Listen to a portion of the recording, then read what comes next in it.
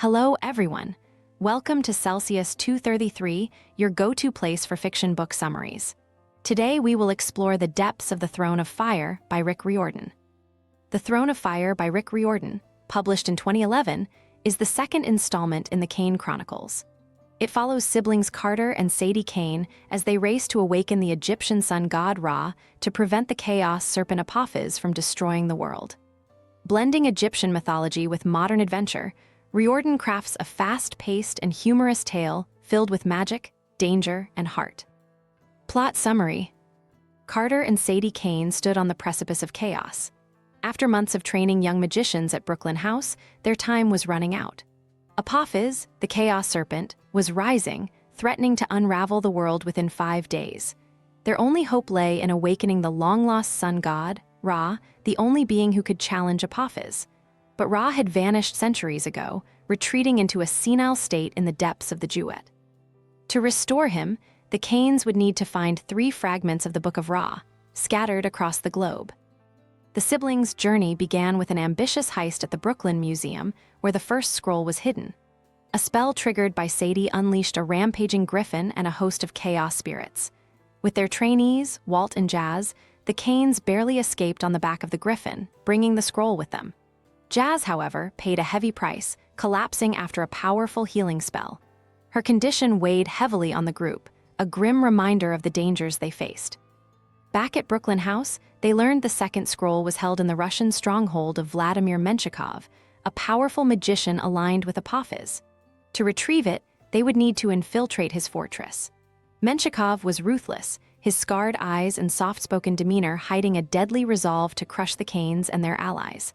With limited options, Carter and Sadie set out, knowing the risks but driven by the urgency of their mission. Their journey took them across realms, facing terrors at every turn. In St. Petersburg, they encountered a monstrous fire-breathing cobra guarding Menshikov's mansion. Using ingenuity and teamwork, they slipped past the deadly creature and descended into Menshikov's underground lair. There, they found the second scroll but discovered an even graver threat. Menshikov was preparing to unleash Apophis fully, aligning his forces for a final strike. The Kanes narrowly escaped the magician's wrath, only to be pursued by demons sent to destroy them.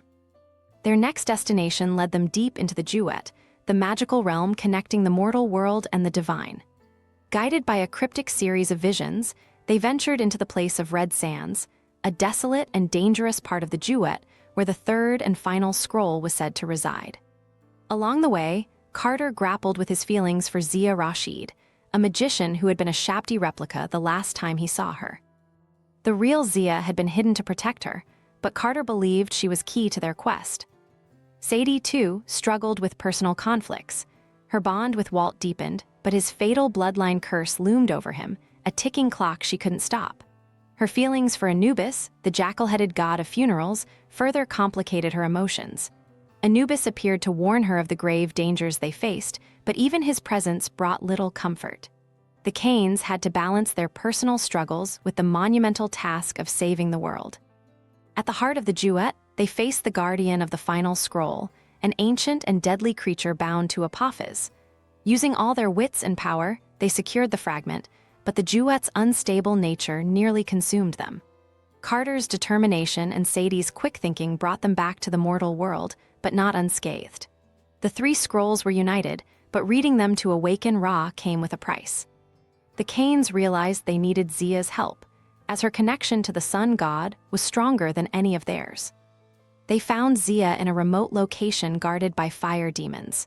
Reuniting with her was bittersweet for Carter, as Zia wrestled with her memories and her role in the awakening of Ra. Despite the uncertainty, she agreed to help. The group prepared for the final ritual, knowing their efforts could bring salvation or doom. In the depths of the Duet, the ritual to awaken Ra began. The Kanes recited the incantations, their voices trembling as the scrolls burned with divine energy. The journey to retrieve Ra was perilous. They encountered his fragmented essence, trapped in an ancient barge drifting through the chaotic waters of the Duet.